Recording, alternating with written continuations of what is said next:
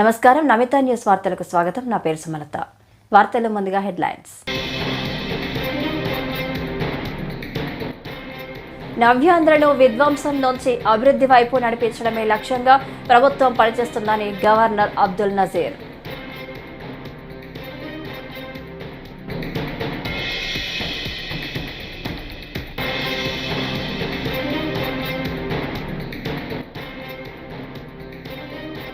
Assembly నుంచి walkout చేసిన YCP ఎమ్మెల్యేలు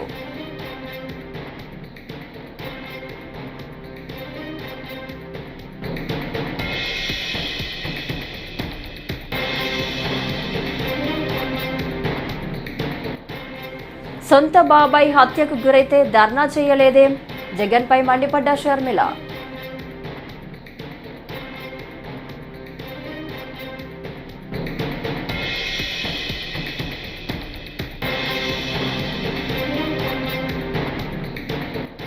మదనపల్లె సబ్ కలెక్టర్ కార్యాలయంలో అగ్ని ప్రమాదం వెంటనే వెళ్లాలని డీజీపీ సిఐడి చీఫ్లకు సీఎం చంద్రబాబు ఆదేశం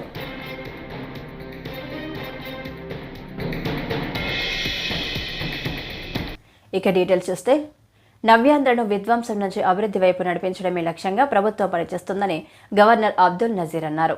5 ఏళ్ల అరాచకంతో విసిగిపోయిన ప్రజలు మార్పు కోసం పట్టం కట్టారని వాళ్ళ ఆకాంక్షలు నెరవేర్చడానికి ఎన్డీఏ సర్కార్ కృషి చేస్తుందని చెప్పారు.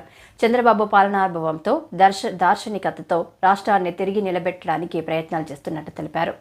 వైసీపీ దురాఘాతాలతో ఆర్థికంగా రాష్ట్రం కుదేలైందని వీటన్నింటినీ సరిదిద్దడానికి ప్రభుత్వం తీసుకునే చర్యలకు ప్రజలు సహకరించాలని కోరారు.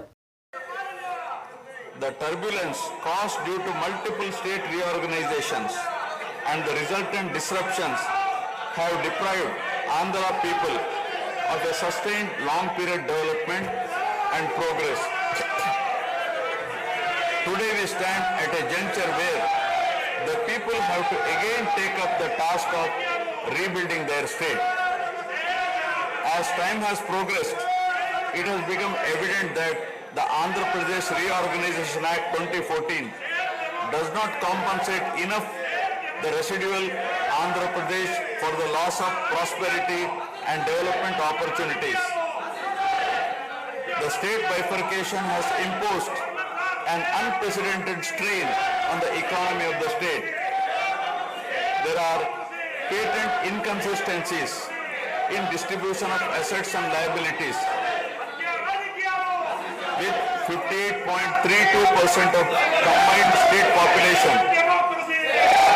The unscientific bifurcation caused the state to inherit only 46% of the resources, financial loss on account of loss of Hyderabad city,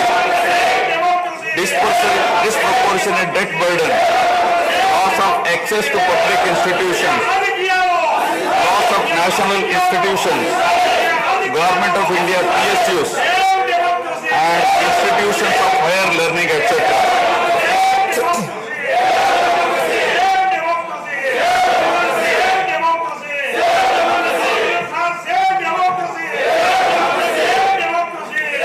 One can see that scientific criteria for apportionment were not adopted, while the residual state inherited huge revenue deficit.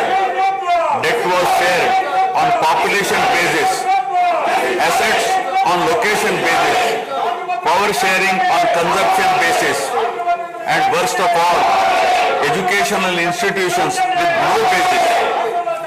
All these factors led to the structural change in economy with reduction of service sectors from 51% to 44%. The per capita income too fell from 1,06,176 for the combined state to rupees 93,121 for AP. Notwithstanding the adverse impact of the state bifurcation and undaunted by challenges such as budgetary constraints, infrastructural deficiencies and unresolved issues, the government converted every crisis into an opportunity during the period 2014 to 19. The government had laid a solid foundation for a vibrant Sunrise Andhra Pradesh.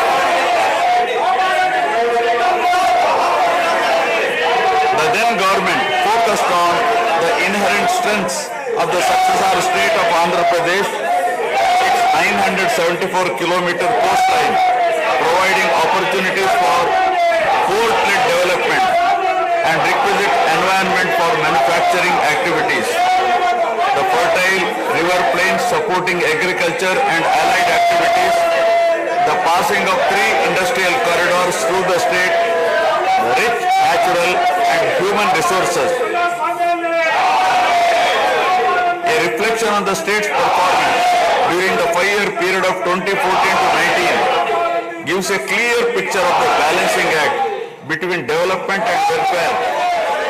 Completion of prestigious Pattasima project by linking of rivers Godavari and Krishna in a record time of 1 year. Completion of 72% of Polavaram. AP assembly సమావేశాల తొలి రోజే YCP సభ్యులు walkout చేశారు. Assembly సమావేశాలు నేడు ప్రారంభం కాగా జగన్ నాయకత్వంలోని వైసీపీ ఎమ్మెల్యేలు నల్ల కండవాలు ధరించి సభకు వచ్చారు. ఏపీలో అరాచక పాలన జరుగుతుందని, గత నెలన్నర రోజులుగా రాష్ట్రంలో హత్యలు, అఘాయిత్యాలు, దౌర్జన్యాలు పతాక స్థాయికి చేరాయంటూ వైసీపీ ఎమ్మెల్యేలు అసెంబ్లీలో నిరసన తెలియజేశారు. అనంతరం ప్రజాస్వామ్యాన్ని పరిరక్షించాలంటూ నినాదాలు చేసి అసెంబ్లీ నుంచి బయటికి వచ్చేశారు. జగన్ తదితర ఎమ్మెల్యేలు బయటికి వచ్చిస్తున్న వీడియోను వైసీపీ తన సోషల్ మీడియాలో ఖాతాలో పంచుకుంది. అటు వైసీపీ ఎమ్మెల్సీలు కూడా తమ అధినేత బాటలోనే నడిచారు. సభ నుంచి వెలుపలికి వచ్చేశారు.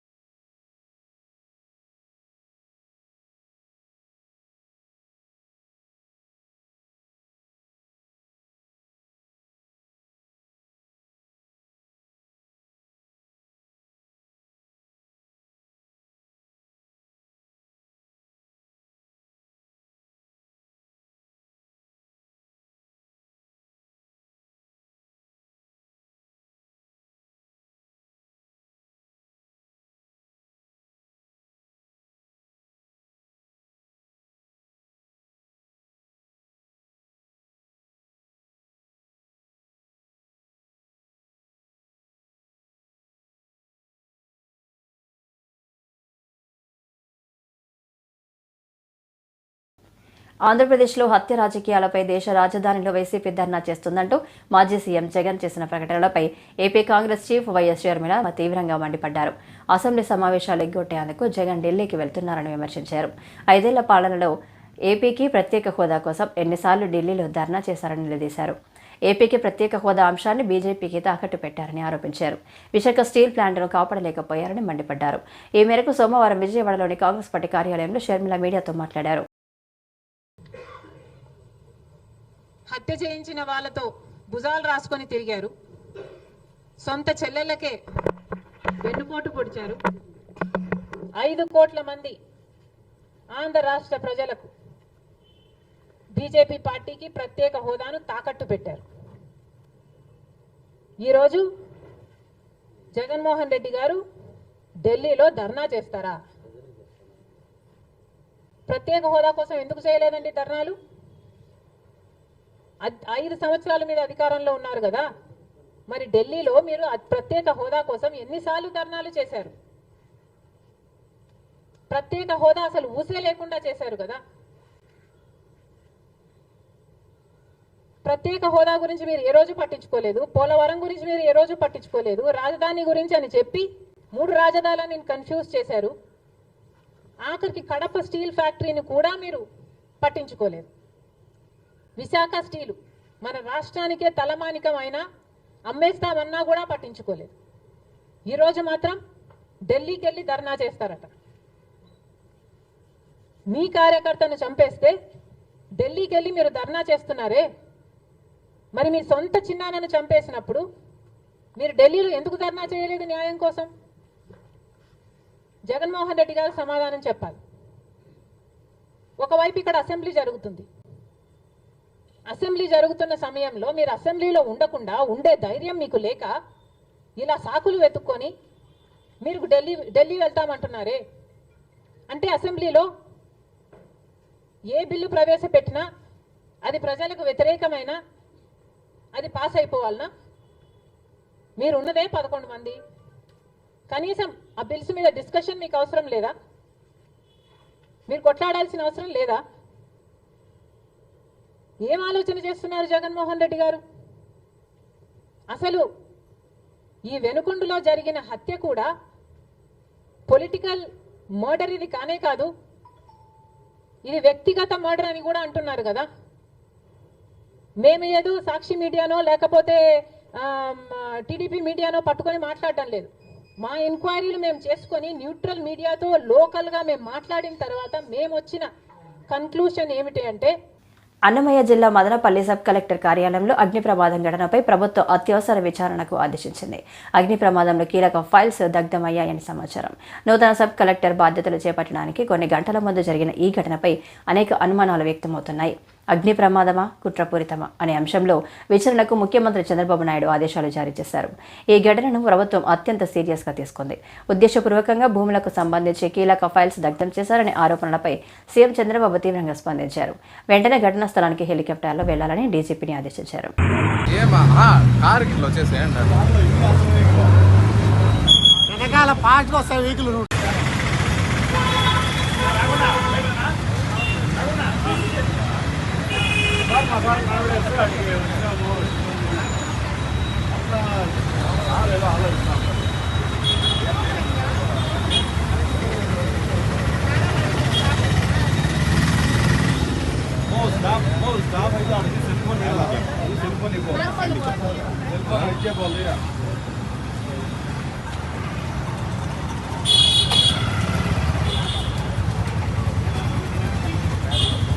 చెప్పమ్మా.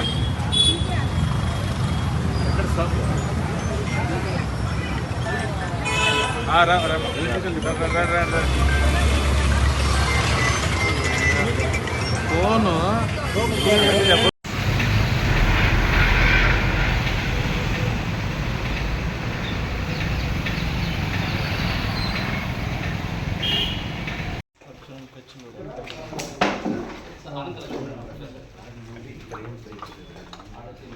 ఏపీలో రాష్ట్రపతి పాలన విధించాలని కోరడం రాజకీయాల్లో వైఎస్ జగన్ అపరిపక్వతకు అద్దం పడుతుందని మంత్రి ఆనం రామనారాయణ రెడ్డి ఎద్దేవా చేశారు. 5 ఏళ్లు సీఎంగా, మరో 5 ఏళ్లు ప్రతిపక్ష నేతగా ఉన్న జగన్కు రాజకీయాల్లో పరిపక్వత రావాల్సిన అవసరం ఉందన్నారు. 4-5 వారాలు కూడా ఉండిండని ప్రభుత్వంపై విమర్శలు చేయడం సరికాదన్నారు. కేవలం అధికారం కోసం మాత్రమే జగన్ ఆరోపణలు చేస్తున్నారని మండిపడ్డారు. గత ప్రభుత్వంలో జరిగిన దేవాలయ భూముల దోపిడీ, ఆక్రమణలపై ఇప్పటికే విచారణ చేపట్టామని, ఆలయాలకు చెందిన భూముల్ని తిరిగి ఆ దేవాలయాలకు అప్పగించడం ప్రభుత్వ బాధ్యత అని మంత్రి స్పష్టం చేశారు. జగన్మోహన్ రెడ్డికి ఇంకా రాజకీయ పరిపక్వత రాలేదని చెప్పి చెప్పాల్సిన అవసరం ఉంది. సరిగ్గా 3 వారాలు 4 వారాలు కాలేదు ఈ ప్రభుత్వం వచ్చి. ఈ ప్రభుత్వం రద్దు చేయాలా, ప్రభుత్వాన్ని రద్దు చేసి రాష్ట్రపతి పాలన పెట్టండి అని ఒక మాజీ ముఖ్యమంత్రిగా, ప్రతిపక్ష నాయకుడిగా పనిచేసినటువంటి వ్యక్తి చెప్పాల్సినటువంటి మాట కాదు అది. కనీసం 2-3 సంవత్సరాలు జరిగింది, వీళ్ళ పరిపాలన బాగలేదంటే సరే, కానీ ఏమీ లేకుండా నెల అయింది, 30 రోజులు 40 రోజులు అవుతూ ఉంటే ఈరోజే ఆయన గవర్నమెంట్ అంటే ఒక రకంగా చెప్పాలంటే ఇప్పుడు ఈ ప్రభుత్వం సెక్రటరేట్ తాళాలు తీసి అధికారులు పోయి వాళ్ళ కుర్చీలు టేబుళ్ళు తుడుచుకొని కూర్చోవడానికి ఇంకా టైం పడతా ఉంది. ఇప్పుడే పరిపాలన బాగలేదని జగన్మోహన్ రెడ్డి అన్నాడంటే అతని ఎంత రాజకీయ పరిపక్వత ఉందో అర్థమవుతా ఉంది. అందుకనే రాష్ట్రపతి పాలనే ఏ బేసిస్ల మీద పెట్టాలి? రాజ్యాంగంలో రాష్ట్రపతి పాలన పెట్టేదానికి కొన్ని నిబంధనలు ఉన్నాయి. ఆ నిబంధనల్లో కనీసం ఒక్కటి కూడా కాలేదు కదా. నువ్వు ఎట్లా అడుగుతావు? నీకు అంత అధికారం మీద వ్యామోహం ఏంటి? అధికారమే రాజకీయం అనుకుంటున్నారా? అంటే ఇంకా ఏది రాజకీయం కాదు, ప్రభుత్వం కాదంటే కేవలం అధికారం. ఇదేమన్నా గుత్తాధిపత్యమా నీకేమన్నా ఇదేదో చక్రవర్తులు రాజులు పరిపాలనలో వంశపారంపర్యంగా ఇచ్చిపోయేది కాదు కదా. ప్రజాస్వామ్య వ్యవస్థలో ప్రజలే ఎన్నుకున్నటువంటి వాడే రాజు. 5 సంవత్సరాల కాలపరిమితి ఆ ప్రభుత్వానికి ఉంటుంది. నువ్వు ఏది మొదలు కాకముందే ఇవాళ ఈ ప్రభుత్వాన్ని తీసేయండి, రాష్ట్రపతి పాలన పెట్టండి, మళ్ళీ నాకేయండి పెత్తనం, ఏంటి ఈ కోరికలు? ఇప్పటికే దృష్టి సారించాం, చాలా ఎంక్వైరీలు నడుస్తున్నాయి. కాబట్టి దేవాలయాలకు సంబంధించినటువంటి భూములు ఎవరు అన్యాక్రాంతం చేసినా, ఎక్కడ అవి అన్యాక్రాంతం అయినా, దోపిడీ అయినా వాటిని నిర్ద్వందంగా ప్రభుత్వం ఆదేశాలు ఇచ్చి వెనక్కి తీసుకోవడం, తిరిగి ఆలయాలకు అప్పచెప్పడం జరుగుతుంది. ఆలయాలకు భూములు ఇచ్చింది దాతలు. వాళ్ళు ఒక మంచి ఉద్దేశంతో, ఒక మంచి ఆలోచనతో చేశారు. ఇవాళ అవన్నీ పక్కన పెట్టి మేము ఆ భూములన్నీ కాజేస్తాం, ఆ భూములను దోచుకుంటాం, మా స్వప్రయోజనాలకే ఆలయాల భూములు, దేవుని యొక్క ఆలయాల భూముల కైంకర్యం ఇవన్నీ మేము చేస్తామంటే ఈ ప్రభుత్వం ఒప్పుకోదు. కాబట్టి మరొకరు వెలుగపూడిలోని కౌన్సిల్ చైర్మన్ కార్యాలయంలో సోమవారం ఎమ్మెల్సీ సి రామచంద్రయ్య ప్రమాణ స్వీకారం చేశారు. రామచంద్రయ్యతో శాసన పరిషత్ చైర్మన్ మోషేన్ రాజు ప్రమాణ స్వీకారం చేయించారు. ఇటీవల ఈయన ఎమ్మెల్యే కోటాలో ఎమ్మెల్సీగా ఎన్నికయ్యారు. ప్రమాణ స్వీకారం అనంతరం రామచంద్రయ్యకు అభినందనలు తెలుపుతూ శాసన పరిషత్ నియమ నిబంధనల పుస్తకాలను ఎమ్మెల్సీకి చైర్మన్ అందజేశారు. సి రామచంద్రయ్య అనే నేను ఆంధ్రప్రదేశ్ శాసన పరిషత్ సభ్యునిగా ఎన్నికైనందున శాసనం ద్వారా నిర్మితమైన భారత రాజ్యాంగం పట్ల నిజమైన విశ్వాసం, విధేయత చూపుతాను. భారతదేశ సార్వభౌమాధికారాన్ని, సమగ్రతను కాపాడుతాను. నేను స్వీకరించబోయే కర్తవ్యాన్ని శ్రద్ధాశక్తులతో నిర్వహిస్తాను. దైవ సాక్షిగా ప్రమాణం చేస్తాను.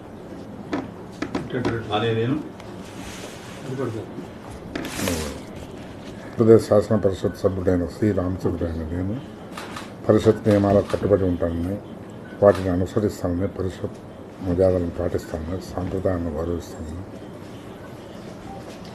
దైవ సాక్షిగా ప్రమాణం చేస్తున్నాను.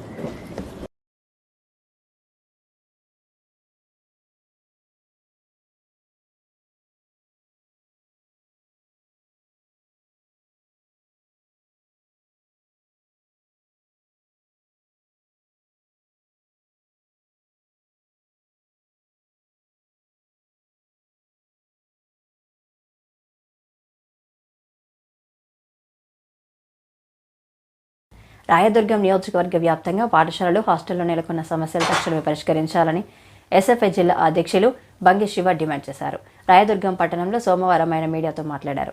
గవర్నమెంట్ హై స్కూల్లో విద్యార్థులకు సరిపడ ఉపాధ్యాయులు లేక తీవ్ర అవస్థలు ఎదుర్కొంటున్నారని పేర్కొన్నారు. వెంటనే సమస్యలు పరిష్కరించాలని కోరారు. లేని పక్షంలో పెద్ద ఎత్తున ఉద్యమిస్తామన్నారు. ఉన్నటువంటి బీసీ, ఎస్సీ, ఎస్టీ హాస్టల్లో శిథిలావస్థలకి చేరుకున్నటువంటి పరిస్థితి. ఎందుకంటే ఈరోజు హాస్టల్లో విద్యార్థులు, అదేవిధంగా పాఠశాలలో విద్యార్థులు పెరుగుతున్నప్పటికీ హాస్టల్లో మౌలిక వసతులు లేనటువంటి పరిస్థితి ఈరోజు మనం రాయదుర్గం నియోజకవర్గంలో చూస్తున్నాం. అదేవిధంగా గతంలో ఏదైతే కనేకల్లో ఉన్నటువంటి ఎస్సీ బాలికల హాస్టల్ మూతపడేసినటువంటి పరిస్థితి, ఆ హాస్టల్ను కూడా పునఃప్రారంభించాలని చెప్పి భారత విద్యార్థి ఫెడరేషన్ మేము ఎస్ఎఫ్ఐగా డిమాండ్ చేస్తున్నాం. అదేవిధంగా ఏదైతే ఈ రాయదుర్గంలో ఉన్నటువంటి జూనియర్, అదేవిధంగా ఇంటర్మీడియట్ కాలేజు, డిగ్రీ విద్యార్థులకు బాయ్స్ హాస్టల్ కూడా ఈరోజు పరిస్థితి చాలా దారుణంగా ఉన్నటువంటి పరిస్థితి. హాస్టల్లో దానికి సొంత భవనం ఏర్పాటు చేయాలి. అదేవిధంగా ఆ హాస్టల్ని మంచి భవనం ఏర్పాటు చేసి ప్రభుత్వం తక్షణమే చర్యలు చేపట్టి వీటన్నిటిపైన, అదేవిధంగా ఈరోజు మనం మారుమూల ప్రాంతమైనటువంటి ఈరాల మండలంలో జూనియర్ కాలేజ్ పరిస్థితి అయితే 2 రూములలో ఈరోజు పాఠ్యాంశాలు జరిగేటువంటి పరిస్థితి.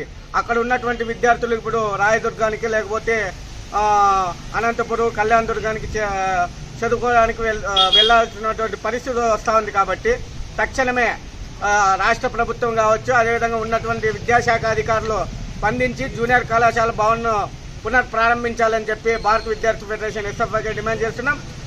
వీటి అన్నిటి సమస్యలపైన కూడా మొన్నటి రోజున మన ఎమ్మెల్యే గారికి శాసనసభ సమావేశాలు జరుగుతున్న సందర్భంగా నియోజకవర్గ వ్యాప్తంగా ఉన్నటువంటి అనేక సమస్యల గురించి మనం కూడా ఒక రిప్రజెంటేషన్ ఇవ్వడం జరిగింది. వీటన్నిటిపైన కూడా వారు అసెంబ్లీలో చర్చించి ఈ నియోజకవర్గానికి బడ్జెట్ను కేటాయించి విద్యారంగాన్ని మరింత బలోపేతం చేయాలని చెప్పి భారత విద్యార్థి ఫెడరేషన్గా మేము డిమాండ్ చేస్తున్నాం. అదేవిధంగా గుమ్మగట్టలో ఉన్నటువంటి గురుకుల పాఠశాల కూడా ఈరోజు ఒక గోడౌన్లో ఉన్నటువంటి పరిస్థితి.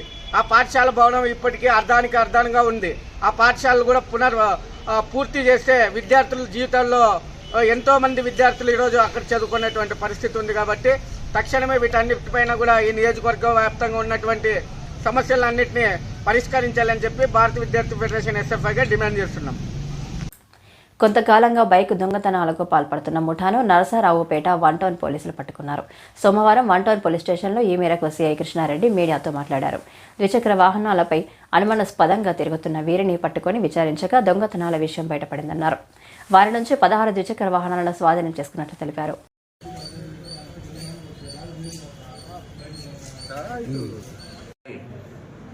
పల్నాడు జిల్లా Narasaraopet sub division incharge additional SP crimes Lakshmipathi sir యొక్క పర్యవేక్షణలో నర్సరావుపేట 1 టౌన్ సిఐ గారు అయినటువంటి నేను, అట్లాగే మా ఎస్ఐ గారు సుమను, మా స్టేషన్ సిబ్బంది అయినటువంటి 2 టౌన్ ఏఎస్ఐ గారు సుబ్బారావు, అట్లాగే అక్కడ పనిచేసే కానిస్టేబుల్ తిరుమలరావు, మా station constable Veeranji, home guard Saida, Ramanji, writer గారు, మరి కొంతమందికి మాకు గత కొంతకాలంగా నరసరావుపేట టౌన్లో అట్లాగే చుట్టుపక్కల గుంటూరు, సత్తనపల్లి ఆ పరిసర ప్రాంతాల్లో కూడా ఈ యొక్క బైక్ దొంగతనాలు ఎక్కువగా జరుగుతున్న ఇన్ఫర్మేషన్ మీద మా ఎస్పీ గారు వచ్చింటాంచి కూడా మా మీద ఈ యొక్క బైకుల గురించి పూర్తిగా ఇన్ఫర్మేషన్ పెట్టి ఎవరైతే ఈ బైక్ దొంగతనాలు చేస్తున్నారో వాళ్ళని పట్టుకోమని మాకు ఆదేశాలు ఇవ్వడం జరిగింది.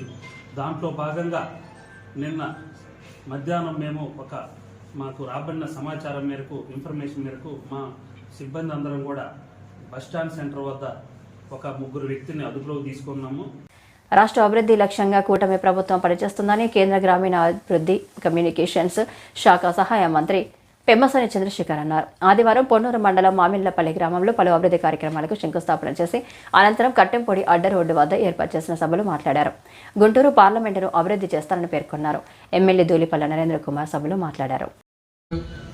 కూర్చున్న మన గ్రామాల్లో రోడ్లు ఎలా వేయాలి, మనకున్న పథకాలు ఏంటి, ఆ పథకాలకు ఇక్కడ ఏ విధంగా మ్యాచింగ్ అవుతుంది, మ్యాచింగ్ కాకపోతే ఎలా చేయాలి రాబోయే పథకాలు. అదేవిధంగా నరేంద్ర గారిని ఫోన్ చేసి మనకు కొంత బ్యాలెన్స్ ఉంది పాత పథకాల్లో, మీరు అర్జెంటుగా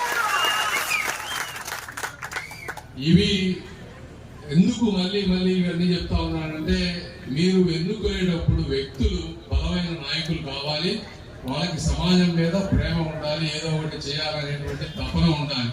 అలా ఉన్నప్పుడు ఒక్కొక్కసారి 2 రోజులు లేట్ అయితే మీకు 10 కిలోమీటర్లు రోడ్డు పోయేటువంటి అవకాశం ఉంటుంది. ఆపర్చునిటీస్ ని ఫాస్ట్ గా తీసుకునేటువంటి వాళ్ళు ఉండాలి. అదేవిధంగా ఇప్పుడు కొత్తగా వచ్చేటువంటి రోడ్డుకు సంబంధించినటువంటి, అదేవిధంగా రేపు బాబు గారితో కానీ పవన్ కళ్యాణ్ గారితో కానీ కూర్చున్నాక డ్రైనేజెస్, 3వది హౌసెస్, ఎవరికన్నా ఇల్లు లేని వాళ్ళు ఉంటే మీరు నరేంద్ర గారిని అప్రోచ్ అవ్వండి, మీరు లిస్ట్ లో పేరు పెట్టుకోండి. ఇల్లు సాధ్యమైనంత వరకు ఎక్కువ తెచ్చుకునే విధంగా ప్లాన్ చేస్తా ఉన్నాం. అది నా చేతుల్లో ఉన్నటువంటి పని, అది ఒకటి చేసి పెట్టాలని మీ అందరికీ తెలియజేసుకుంటా ఉన్నాం. ఇవి కాకుండా ఇండస్ట్రీస్ ఇవన్నీ మాట్లాడాలంటే జగన్మోహన్ రెడ్డి గారి గురించి ఒకసారి మాట్లాడాలి. ఎందుకంటే చిత్తూరు నగరంలోని కొంగారెడ్డిపల్లికి చెందిన రోజాపై ఆమె భర్త పవన్ కుమార్ హత్యాయత్నానికి పాల్పడినట్లు ఆరోపణలు ఉన్నాయి. ఈ ఘటనపై కేసు నమోదు చేసి అతని రిమాండ్కు తరలించినట్లు 1 టౌన్ సిఐ విశ్వనాథ్ రెడ్డి ఆధ్వర్యం తెలిపారు. బాధితురాలు రోజాకు అన్ని విధాలుగా పోలీసు సంరక్షణ కల్పిస్తామన్నారు. కోర్టులో కేసు నడుస్తున్న తరుణంలో వాయిదాకు వెళ్లేటప్పుడు ఆమెకు బందోబస్తు ఏర్పాటు చేస్తామన్నారు. నమస్కారం అండి, నా పేరు పి రోజా. మా నాన్న పేరు సుబ్బానాయుడు. నేను 8 months అప్పుడు మా నాన్న చనిపోయినారు. నేను విద్యానికేతన్లో MBA చదివినాను. ఆ తర్వాత నాకు చదువుతా ఉండగానే అక్కడ గంగాధర్ నెల్లూరు, జీడి నెల్లూరు దగ్గర పెద్ద కాలువ అనే గ్రామంలో జ్ఞానప్రకాష్ ఏఎస్ఐ పోలీస్ ఆయన, అతని కుమారుడు పవన్ కుమార్తో పెద్దలు నిశ్చయించిన పెళ్లి జరిగింది. 2016లో మాకు పెళ్లి జరిగిందండి. 2017లో మాకు బాబు పుట్టాడు. ఒక బాబు. నాకు పెళ్ళైన 3 నెలల నుంచి వరకట్నం తెమ్మని మా అత్త మామ నా భర్త హింసించారు. అప్పుడు వరకట్నం తెమ్మని ఈ నెల 19వ తారీఖు అనగా మొన్న శుక్రవారం రోజున ఈ పి రోజా అనే ఒక యువతి, ఈవిడ కొంగారెడ్డిపల్లిలో నివాసం ఉంటుంది. ఆమె భర్త పవన్ కుమార్. అయితే అత్త మామలతో విభేదాల కారణంగా వీళ్ళు కొంత అటుపక్క ఇటుపక్క గృహహింస కేసును కౌంటర్లు పెట్టుకుని, మరియు ఈమె భర్తపై భరణం కోసము అలాగే DBS కేసు కోసం కోర్టులో పెండింగ్ ఇవన్నీ ఉన్నాయి.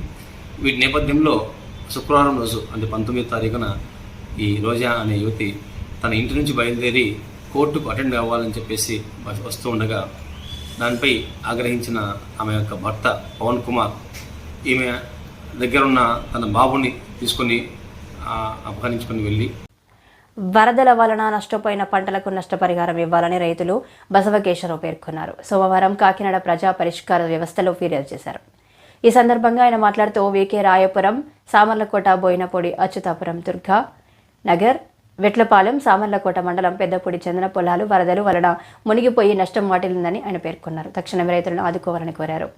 రాయపురం వెంకటకృష్ణరాయపురం, నా పేరు బసవశేషరావు, శేషు అంటారు నా పేరు.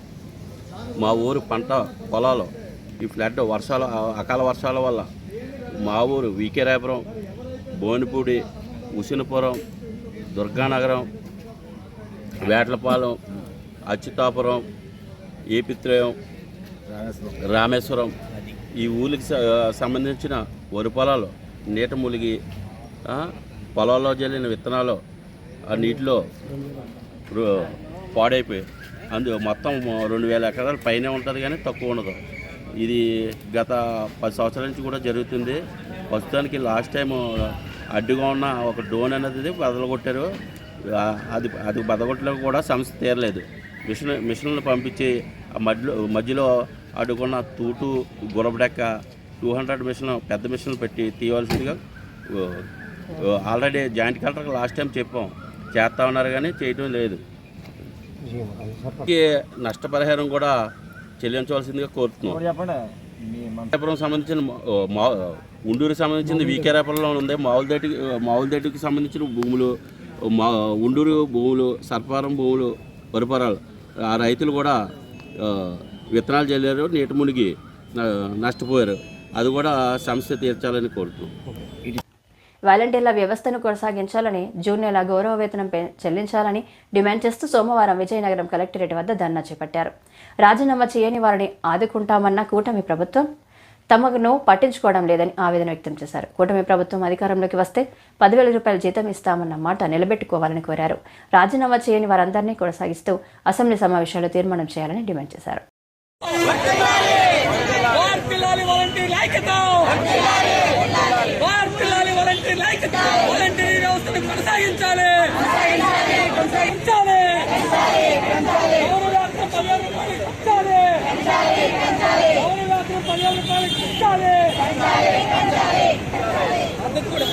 గౌరవేతనం 10,000 రూపాయలకి పెంచాలి.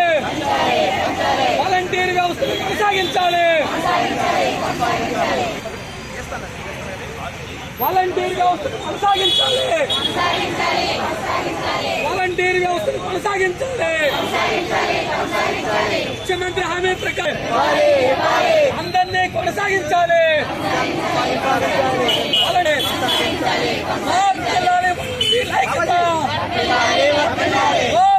వాలంటీర్ వ్యవస్థను కొనసాగించాలి.